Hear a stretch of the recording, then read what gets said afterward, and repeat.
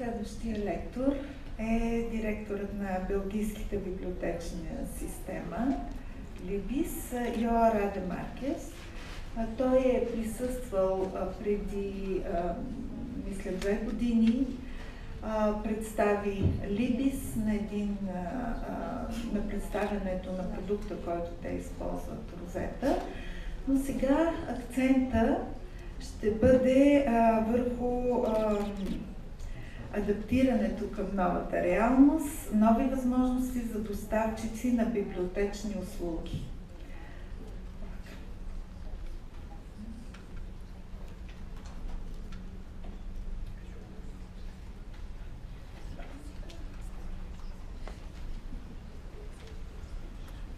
Good morning, everybody. Thank you, Sabina, for inviting me here. Although I didn't understand any word of what you said about me and LIBIS, I hope it were nice words.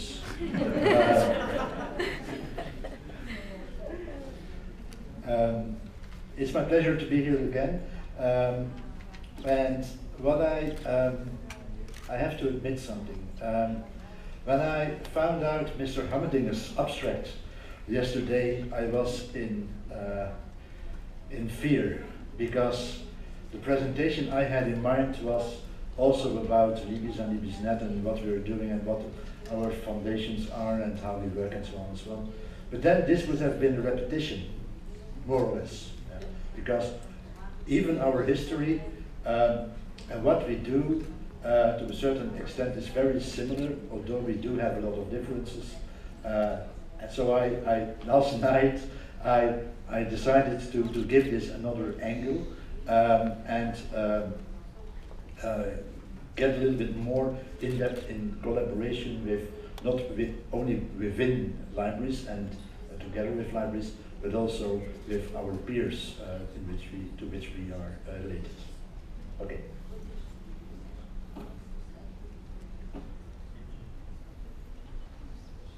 First of all, some background information. So I'm sorry, I have a few slides about LIBIS and LIBISnet.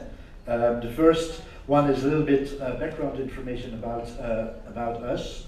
LIBIS is a part of KU Leuven. You already heard the name KU Leuven a few times today during the lecture of Antonella. It's maybe you know Leuven also from something totally different. Did you know that Leuven is the beer capital of the world? Stella. Stella is born in Stella, in Leuven, sorry, and headquarters of AB InBev, the largest brewery in the world, is still in Leuven. Yeah, so yet another reason for visiting Leuven, as Antonella and our colleagues will do in a few weeks. So we do not only have cultural heritage, we also have liquid heritage. Yeah. Yeah, it goes well together, I have to admit. So we also exist since the early 70s, and we also have, although we are different, since we have no legal basis as such, and we also have an offer to external organizations. We are 19 persons, rather smaller than your office, Wolfgang. 19 persons, but since we are embedded within KU Leuven, we can call on experts from the library, archives, museums, and IT, and so on. The network that we share, that we host, at least one of our networks, because we host 3 networks, but 2 others are public library networks, and I'm not going to talk about these today. It's called LIBISnet, since 1977 in existence. By the way, is there still somebody in the audience who remembers Dobis LIBIS? Oh yes, yes, 1, 2, yes. The LIBIS in that one was us. Yeah. So we started with developing the Dobis LIBIS system in the early 70s, and we went live with it in 1977. In 1978 we had our first additional partner, so the network actually started in 1977. At this moment we have 33 institutions in there, about 85 libraries, and we focus very hard on collaboration. We have about 7 million items in there, and the goals which were defined almost 40 years ago, being optimization of services, offer new advanced applications to enhance services, and improve the quality of information, are still very valid after almost 40 years. I'm going to skip these ones because they are more or less also what Mr. Hansberger told us about the benefits of collaboration and having a central office to offer these kind of services. Maybe just to pinpoint some of the advantages, we very hard focus on open standards. It's about networking, it's about collaboration, sharing best practices, sharing experiences, sharing records, and so on. So which is adding benefits to the libraries because they can make or gain. They don't have to spend that much money on original cataloging and so on. Nevertheless, we think it's very important that within a central context, those institutions can have local attribution to it, that they can have a local feeling, that they can have local metadata and so on added to these records. Only limited hardware, because that for a lot of institutions, smaller institutions, this is an issue. If you go talk to them and you tell them you have to buy a server and you have to take care of backups and so on, and that's payable. But then you tell them you need also an IT guy, which costs you 80,000 euros a year. Then the calculation really starts. So there we see quite some benefits. We have more than 30 years of experience with this, with a well-performing help desk and systems beyond that, and we are at our partners' disposal. Quality of service prevails. We don't need to make a profit. We just need to make sure that we break even and that we build up some reserves to invest in new things. And what we see is that the library community or the libraries are changing. I don't know about your kids, but my kids are 9 and 12, and they look to the library as a totally different way as we did when we were 9 or 12. It's not the case yet, because they grew up with libraries. This is not the case yet, but it's evolving. And what we see is that people look to the library in a totally different way. I have to tell you this anecdote. My wife's parents, they had a big house. And when the kids left home, they were stuck in this big house, so they decided to move from this big house to a smaller apartment. So they had some stuff that they couldn't move from the house to the apartment. So they called in the 3 kids and they said, look, who wants this, who wants that, and so on. And at a certain moment, it came to the encyclopedia. So the question was on the table, who wants the encyclopedia from the 70s somewhere? Traditionally. And 2 of the 3 were like this. And the other one, my wife, was, no, I want it. And I looked at her in despair, and I said, what? Really? And she said, yeah, well, look, it's nice for the kids and so on and so on. And they are going, and they more and more have to look up stuff and things for school and so on. They have to, and it has some value. And I said to her, and I looked to her, Wikipedia. And she said, well, no, I want it, and it's also emotional, and so, okay, I can understand that. So now we have an encyclopedia. It's gathering dust. But okay, and so just to tell you, it's changing. By the way, I will come back to her because my parents also have an encyclopedia. Different ones? A different one, actually. Luckily. Okay. So, and as a reaction to this changing world of libraries, what did we do? We started to change the role of the building. Yeah? For instance, these are a few examples of photos from our learning center, which we opened 2 years ago at the K11, called Agora. Yeah? And maybe this is very recognizable for some of you. When we started to discuss this learning center 7 or 8 years ago, it was like, okay, we need a learning center with a lot of spaces and so on and so on, and we need 100 to 1,000 books in there. The most important books should also go in there. Yeah.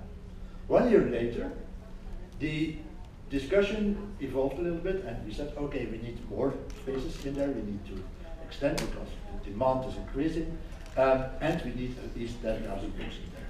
Yeah. Guess how many books are in there? Anybody? 0. Yeah. So we changed the role of the buildings that we are having quite dramatically. And if we look to the visitors of these different learning centers, these are different libraries and learning centers together, and we see that this increased magnificently. I don't know about your experience, but in some periods of the year, and you can guess which ones, yeah, just before Christmas and just before summer, we got queues. If those buildings open up at 9 or 8, yeah, we got queues at 7. People queuing up. We have even some bright guy even put up a food car at 7 o'clock with coffee and croissants and so on, because he saw an opportunity there. Yeah? And we have, it's huge. It's like at 9:15, it's fully packed, 100% for all day long. Yeah? So it's quite strange. Also, what we see is that is the evolution from print to digital and electronic. Yeah? I always make this comparison. If you look to the budget you spend on paper and on electronic, let's say electronic, let's limit to electronic content, because the difference that we make between electronic and digital, electronic is what we have access to, but not in-house, so journals and e-books and so on and so on. Digital is what we do have in-house. Yeah? That's the difference we make. If you look to the budget you spent on E and P, 10 years ago and now, then you see the total cross in that. Your spendings on P decreased and your spendings on E exploded. If you look to the usage of those, same, even it was exponential explosion by the usage. But if we look to the number of people working on P and working on E in our library, those remained over the last 10 years more or less the same. I think, of course, you can say print needs physical handling and so on, so it needs more people, of course, yeah, agreed. But I think there is something wrong to which we have to look at, which we need to look at, and what's going on here. Also, what we see, and this is a number from a report of the ARL, from a few years ago, actually, that 40% of what of collection that has been gathered in a library, on average, has never left the building. We have a library in Leuven with 70%. We can't say the books are not used or the material isn't used. That we don't know, but we do know it's not circulated. So, and then this guy, this librarian, came to me and said, "Oh, I have this problem. I wanted this number 70%, and wow, that's big, and so on and so on." And then he said, "Oh, and I have a big problem because I don't have enough space in my library." I said, "Maybe you should do something about the 70%. Yeah? Don't throw it away, but store it somewhere with easy access and so on and so on, with cheaper space to store it, and then you can make space available for additional space available for students and researchers and lawyers in this case." Yeah. Also, the context we are working in is totally has changed. And I'll come back to this one later on with a few other examples. But we are not alone as a library. We are embedded in an institutional organization which becomes more and more important. So just to summarize some of the challenges that we see, I see, to the library coming is the other function of the library building, the shift from P to E. I already mentioned these. Outdated processes, for instance, ILL.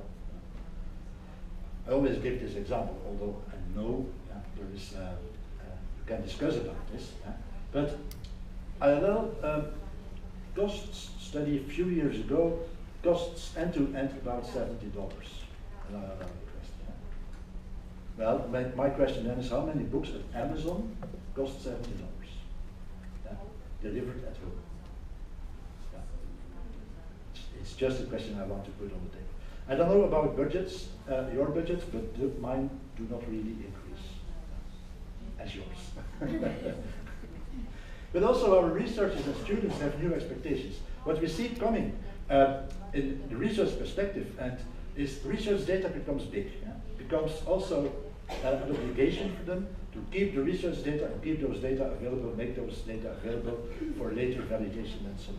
So this is something that we could help. So digital preservation is a consequence, can be a consequence of that. I also always wondered, I'm not a librarian by education, I'm a quantum chemist, but why is a library which is doing the entire chain of information, is the library not really, and it's starting to grow a little bit, why is a library not assisting in the publication process, more than we do now? Because once the thing has been finished, we buy it, we lend it, we throw it away, and so on and so on, but in the creation process, a library is not really involved. It changed a little bit, but not dramatically. Also, reading lists is something we should look at. And we also see new people coming into the library, which grew up with Google working at the library, with Google and other systems, so they don't want 10,000 indexes anymore, they want just one search box, and one search box does it all, and we have a world outside, as I already mentioned. Also, the IT world is changing. What we do see now is more and more solution offerings, not on-premise anymore, not hosted locally anymore, but in the cloud. So software as a service. I always like this, the first one. Also mobile devices. And maybe some of you recognize this mobile device, which has still a lot more functionality than my Nokia and so on. It's from Star Trek. And also the social networks are growing dramatically. So as a consequence, if we bring this all together, we need, as libraries, librarians, but also library service providers, to give an answer to these changes, to be ready for these changes. And maybe this one day might become true, although I don't hope so, but okay. So as LIBIS, we have been thinking in 2014, last year, about our strategic priorities and how we can respond to this changing world, libraries and IT, how we can respond and assist our libraries, our partner libraries in answering those challenges. And we defined 4 strategic priorities, which I'm going to discuss in the continuation of my talk. I'm not going to talk about the 4th one, which is about more like internal workflows and also finances and so on. Okay, support the paradigm shift, because as I explained, libraries are changing, but also this is applicable to museums and archives. Also there, the paradigm shift is going on. And what we see until now, we worked also system-wise in silos. B was done in one system, E was done in one system, and also our digital content was done in one system. At a certain moment, we had different interfaces, front offices, web pages to search in those different applications for a certain content, which is not the right way to do it because people didn't find the most recent version of a journal, didn't find that in the library catalog, they had to go to this other application. So we started to move data around to create this one-stop shop, more or less that to generate that feeling. So we decided at a certain moment to replace all those front offices by one, which is Primo. But then also we thought that also at the back office we needed to do something because this journal, let's give that example. Yeah? The journal, the paper subscription was managed in Aleph, the electronic one was managed in SFX and Vector.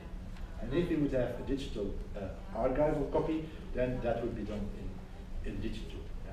That's systems. But then if you look to people, Aleph was librarian A, Verde was librarian B, and digital was somebody in my office. Not only that, but also different parts of the organization, different departments within the library. Yeah? It seems recognizable to some of you. Yeah? So we needed to do something about that. And you can go talk to these people and so on and so on, but that's difficult. So we said we need something to start to get this thinking process, to kick off the thinking process about it. So we need kind of a tool, something that can fire this discussion. And we decided when LIBIS came to us if we were interested to become a development partner of their new Alma system, we decided to do that and use this the system as a toolbox for change management within the library. So we changed our view not from the silos to work processes. So now within Alma we do have one acquisition process for P, E, and D. Also fulfillment, it's one process, and so on and so on.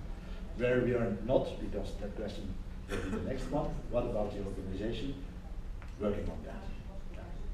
The success, we went live with Alma last summer, and we gave ourselves, not only after STP, but 2 years before STP, a time frame of about 5 years to make not only a technical implementation a success, but also the behavioral implementation a success. Our approach on this project was quite straightforward. It was not a technology project. Technology should be there. It's an organizational project. And we used Alma as a toolbox, as I already said, to create change awareness, to make people think about this.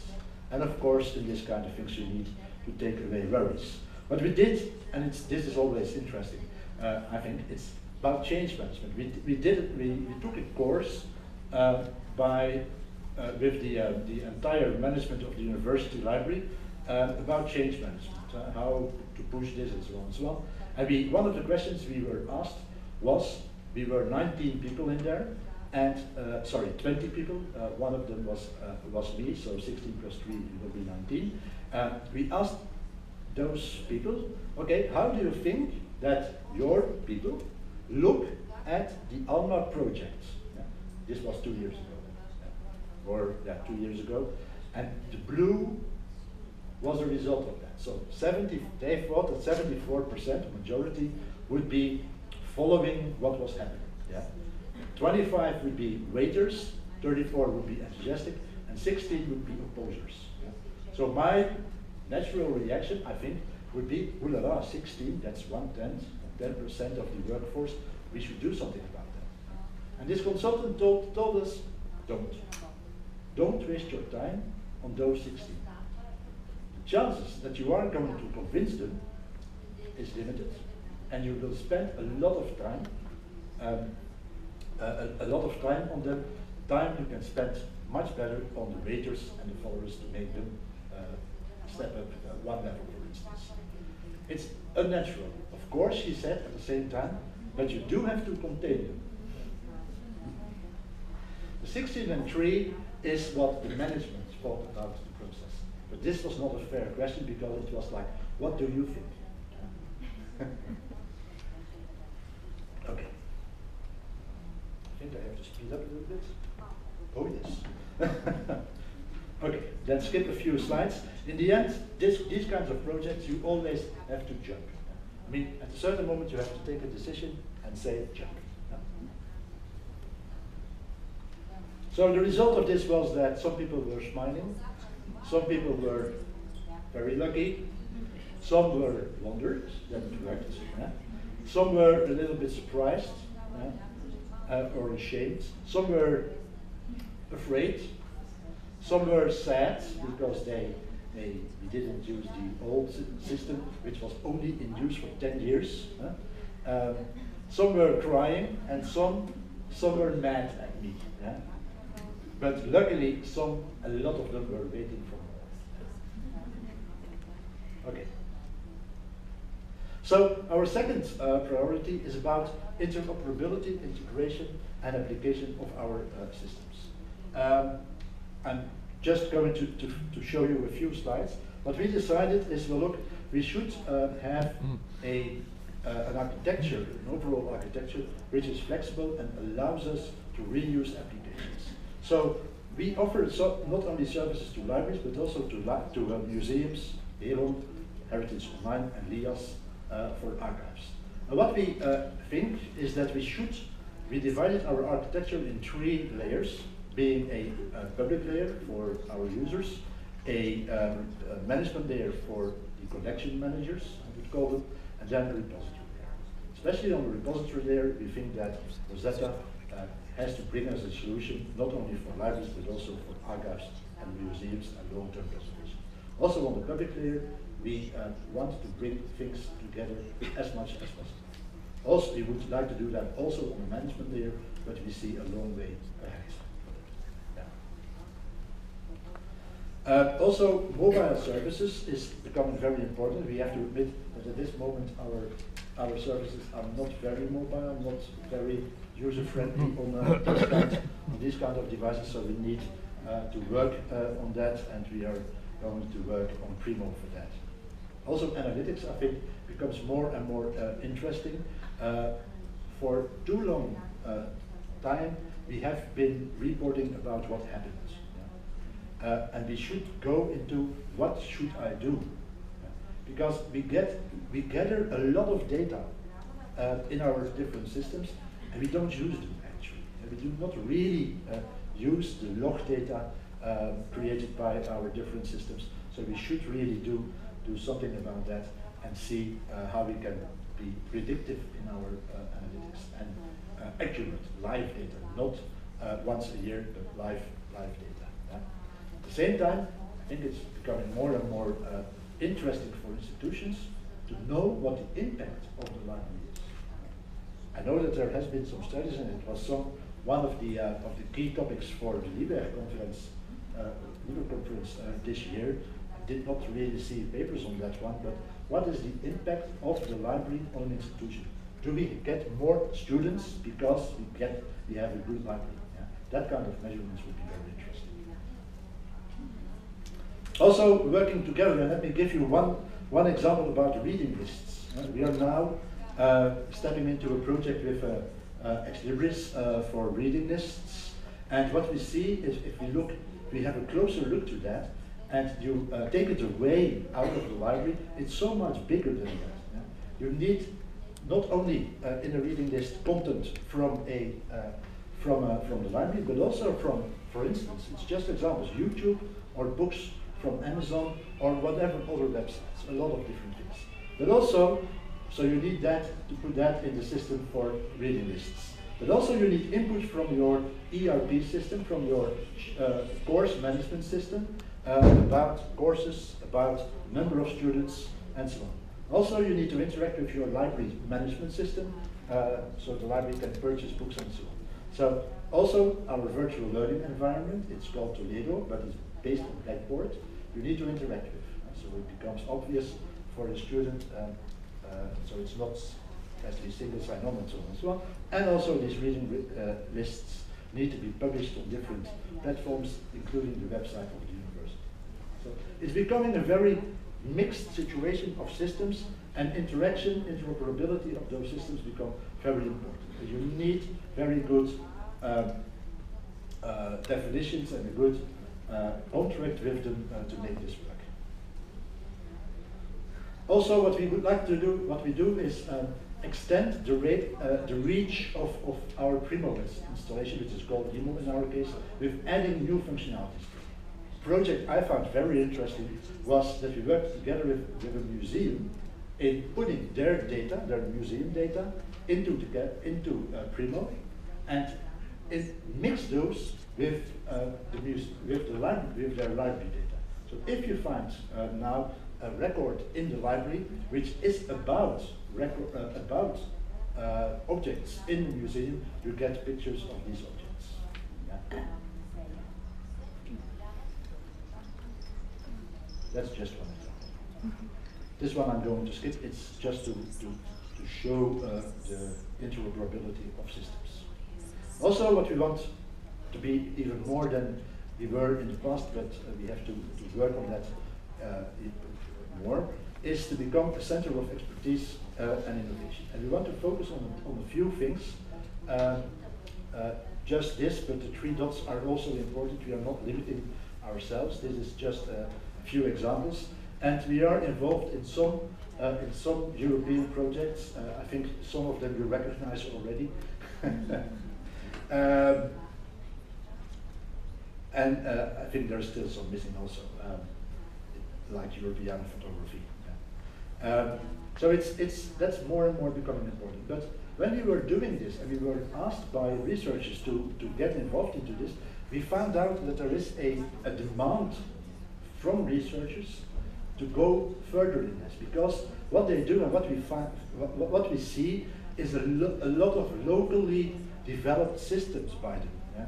Put their data, kind of metadata, whatever, doesn't matter, in Access or FoxPro, whatever open free software you can find on the internet. There is a system like that working in some research group at the university, developed by a local PhD student or postdoc or so, whatever. Yeah. So immediately you see the question coming up: what, when this PhD student is finalizing his thesis and leaves the university, what happens? You all know, yeah, PC remains running for another 6 months. Then you got a power outage, yeah, and the data are gone. Yeah. So we need to find solutions for that. So we made an offer for them to make that work. This is just one example about Syrian tablets. This is a professor working on, together with somebody from Vienna actually, on a Syrian clay tablets, and she wanted a database to describe this and work together with her colleagues around Europe to work on this together. So that she could use our expertise, the library's expertise on metadata. It's not library metadata, yeah, but on metadata, how to develop a data model, how to develop ontologies for this, and so on and so on. And we did that in this project. Also, long-term preservation, and Mr. Hamerding already talked about that, becomes more and more important. This is just the big picture. I think I have to speed up a little bit. This is just the big picture, but it's not about, what we decided to do is to make the process of ingesting data or depositing data into the repository much more easy.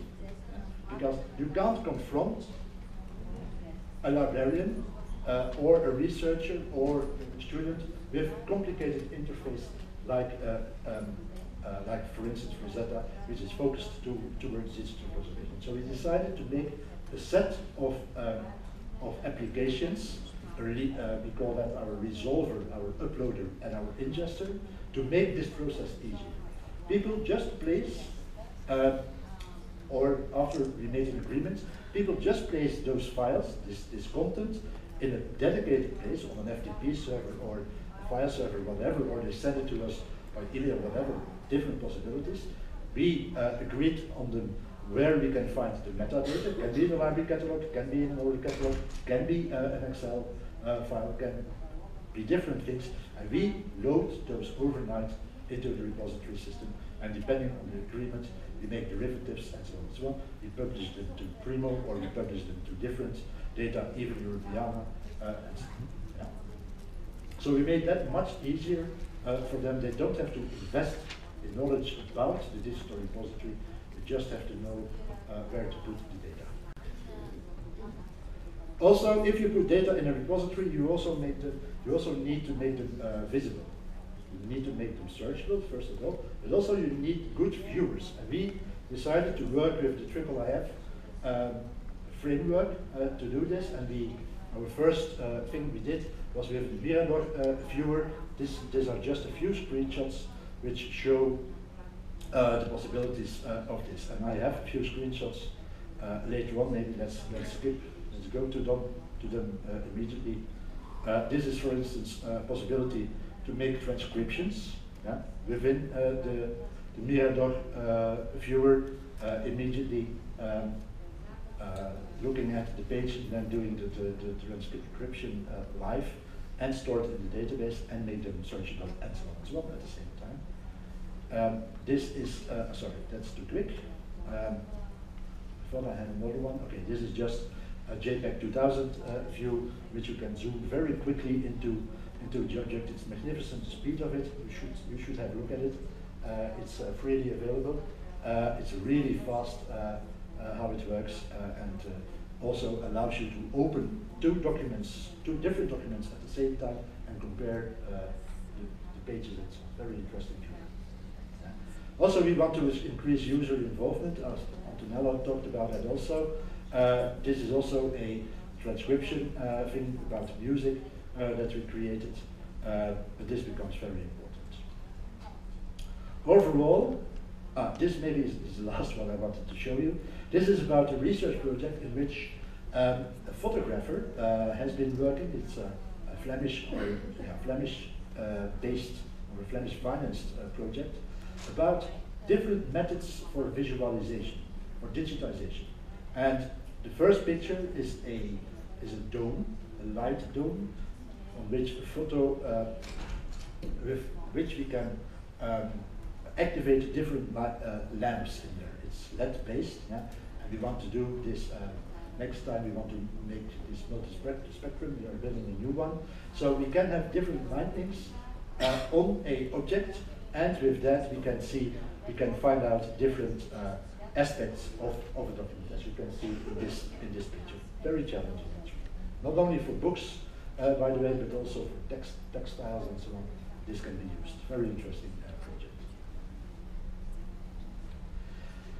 As a result, because we saw this need coming from our researchers to be more, to get more information, to get sustainable service about this, we have been thinking about this, and what we are doing now is we are rolling out a service to our researchers in which we say, well, look, we can assist you in not only in the implementation, the operational phase, but also during the project writing phase. We have one person in the office, actually two persons in the office, who are working very hard in different persons to try to write up proposals, to find a network, and so on, and get involved in these projects. And we do get a lot of questions. It's amazing, we didn't expect that. We do get a lot of questions of researchers who want to involve us in these kind of things. Not only us as a library service provider, but also the libraries. Yeah.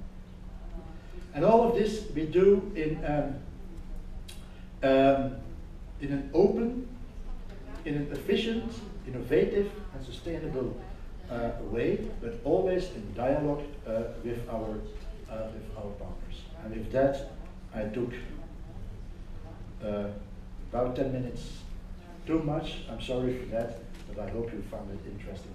I would like to thank you for your attention.